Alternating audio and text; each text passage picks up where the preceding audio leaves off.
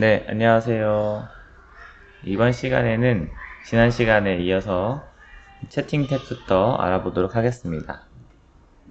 먼저 채팅 탭을 보시면 활동과 마찬가지로 여기에 필터가 있는데요. 이름으로 필터링을 할 수도 있고, 다시 X를 눌러서 필터를 끄고요. 채팅 이외에 연락처로도 연락을 할 수가 있습니다. 그리고 새로운 채팅을 하고 싶으실 때는 이 아이콘 누르신 다음에 대상을 선택을 합니다.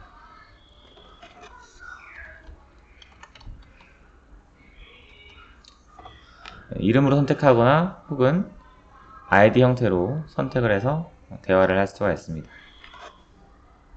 저는 여기에 이모티콘 하나 이렇게 보내볼게요. 여기 보시면 감정 표현을 할 수 있는 다양한 스티커들도 있어요.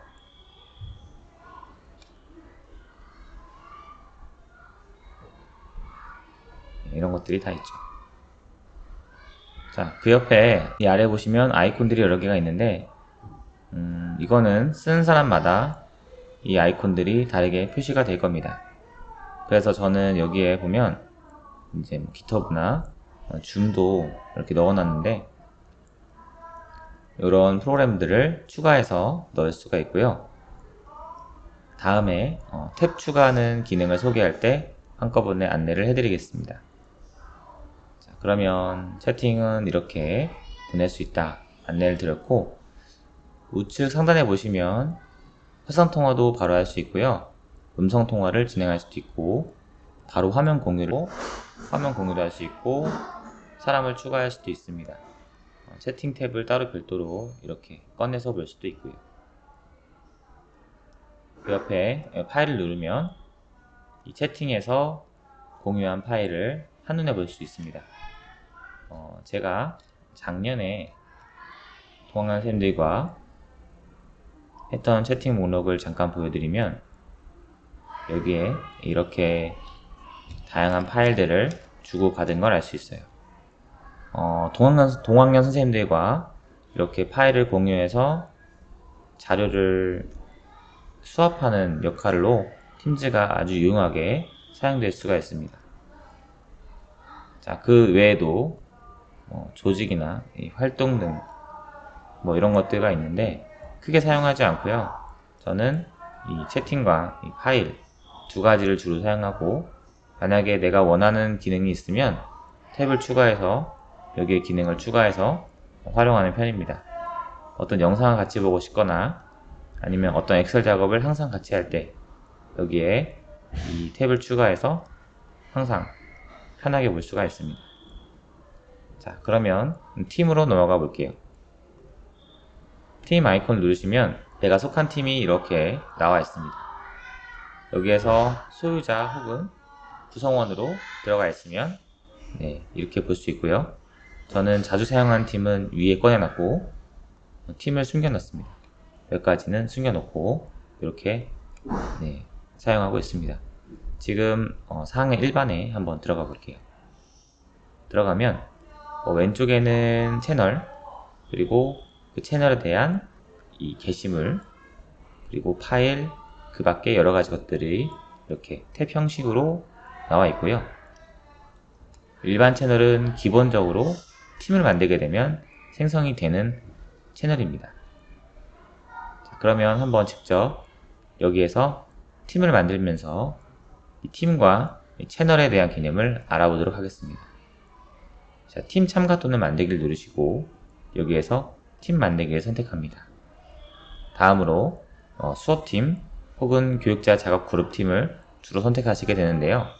선생님들께서 동학년 선생님들끼리 무언가를 하고 싶으실 때는 이 PLC 전문학습 커뮤니티 팀을 만드시면 되고요.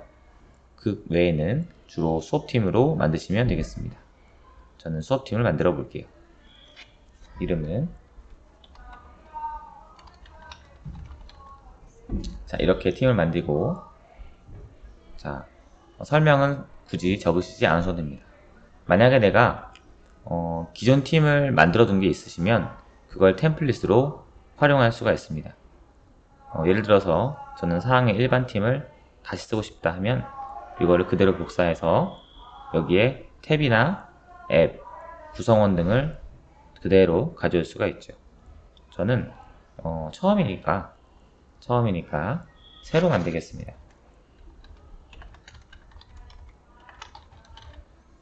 이렇게 하고요. 다음을 누르겠습니다. 다음을 눌러서 학생과 교사를 추가할 수 있는데요. 학생은 우리 관리자 설정을 통해서 일괄로 생성했을 경우에는 학년 반 번호 순으로 되어 있기 때문에 쉽게 추가할 수 있고, 그게 아니라면 이름을 하나씩 넣어서 아이들을 추가해 줘야 됩니다. 교사 또한 마찬가지고요. 온라인 수업을 할 때 전담 선생님들께서 어떻게 수업을 하셔야 되는지 난감한 경우가 있는데, 그때 여기에 전담 선생님을 추가하시면 되겠습니다. 저는 학생 하나 추가해 보겠습니다. 이렇게 학생을 추가 버튼을 눌러서 추가하도록 하겠고요. 잠시 뒤에 이렇게 추가가 되면 이를 누르면 학생이 추가가 됐습니다. 학생을 추가했는지 확인하는 방법에 대해서 알아볼게요. 선생님들께서 팀즈를 사용하실 때 가장 어려워하는 부분이 여기에 이렇게 기타 옵션을 누를 때 이게 어디 있는지 잘 모르시거든요. 여기 기타 옵션을 누르시고 여기에서 팀 관리를 누르시면 이렇게 소유자로 제가 들어갔고 구성원 및 게스트로 학생이 들어갔죠. 학생을 소유자로 올릴 수도 있어요. 다른 채널에서 학생을 소유자로 해서 그 학생이 모든 장이 되게 운영할 수도 있습니다. 이렇게 학생이 추가된 걸 알 수 있고, 더 추가하고 싶을 때는 멤버 추가 버튼을 눌러서 여기에서 학생을 추가하면 됩니다. 그러면 이 채널의 글쓰기 권한을 알아볼게요. 기본적으로 팀을 생성하면 일반 채널이 만들어진다고 했습니다. 그렇죠. 그럼 여기에 대화를 통해서 글을 쓸 수가 있는데, 처음에 만들고 아이들을 초대하면 막 엄청난 글이 올라올 거예요. 그걸 방지하는 방법입니다. 자, 지금 제가 팀 관리에 들어왔죠? 여기에서 채널을 눌러봅니다. 그러면 이렇게 활성화가 되어 있는데 여기에서 채널 관리를 선택할 수가 있습니다. 혹은 여기에서 일반 채널 옆에 채널 관리를 누를 수도 있어요. 자, 이렇게 채널 관리를 선택하시면 여기에 누구나 메시지를 게시할 수 있습니다 라고 되어 있을 경우에는 학생도 이 게시판을 다 활용할 수 있고요. 소유자만 메시지를 게시할 수 있습니다 하면은 이 게시판에 이 선생님만 쓸 수가 있습니다. 학생들이 그렇다고 해서 댓글을 달지 못하는 건 아니에요. 학생들이 댓글은 게시할 수가 있습니다. 예시로 저희 반 채널을 들어가 볼게요. 그러면 저는 소유자만 메시지를 게시할 수 있습니다 라고 해놨고요. 하지만 여기에 아이들이 댓글을 달 수 있죠. 이렇게 사진도 올릴 수 있고요. 채널에 대한 이해가 좀 되셨죠? 다시 시베리 수업팀으로 들어와서 채널 권한을 설정을 하겠습니다. 소유자만 메시지를 게시할 수 있습니다 라고 바꿔주시고, 자, 여기에서 만약에 내가 다른 사람에게 이 팀을 초대하고 싶다 할 때는 팀 코드를 만들 수가 있습니다.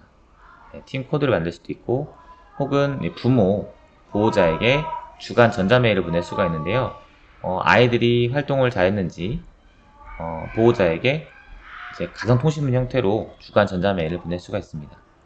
부모님의 이메일을 알게 되면 다 보낼 수가 있고요. 그리고 이 깊이, 이 짤방이라고 하죠. 움직이는 그림을 허용하게 할지, 이거를 저는 엄격으로 해놓습니다.